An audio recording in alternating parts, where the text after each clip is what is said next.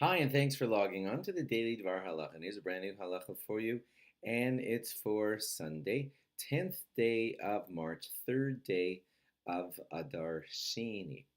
Important halacha to tell you about is that if you haven't already noticed, we've switched our clocks, and now that we've switched our clocks ahead, there are some halachic ramifications that you need to know. You're going to notice that everything is, if you saw the sun going down around 6 o'clock in your area, so on Sunday night you're going to see the sun go down around 7 o'clock p.m. in your area. So here are some of the halachic ramifications. If you were one of those people that used to like davening mincha early in the afternoon, like at around 1 o'clock, so that's going to move by an hour, and you won't be able to do your early mincha anymore. Your earliest time for mincha will be about 2 o'clock, depending on which city you're in. So watch for that. You might have to curtail your early minchas and move them an hour later to about 2 o'clock in the afternoon.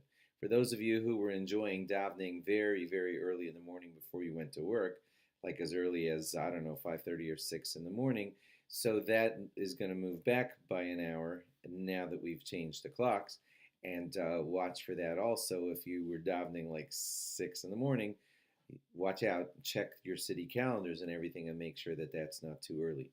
Because we move the clock ahead, it's going to be a little darker on Sunday morning. I hope you're noticing that. And davening before the crack of dawn, davening Shmona Esrei before sunrise, can be considered problematic. So watch out about davening Shacharis too early.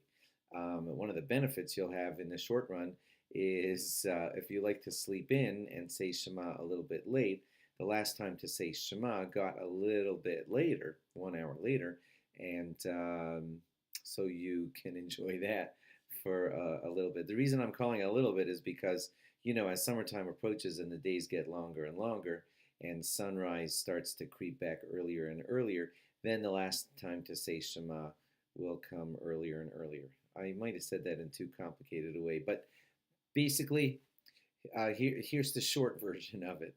Your mincha time, earliest mincha time is now later. Your earliest shacharis time is now also an hour later. Your last time to say Shema is an hour later than it was last week. And those are the main ramifications. Marav, you'll also have to start later because you don't want to be doing your Marav before the sun goes down. Now that the sun's going down an hour later, you'll have to say your Marav an hour later. And if you like Shabbos starting late on a Friday afternoon, then yeah, we're going back to that too. Shabbos will be starting by a lot of people around 7 o'clock instead of around 6 o'clock, and some of you might enjoy that.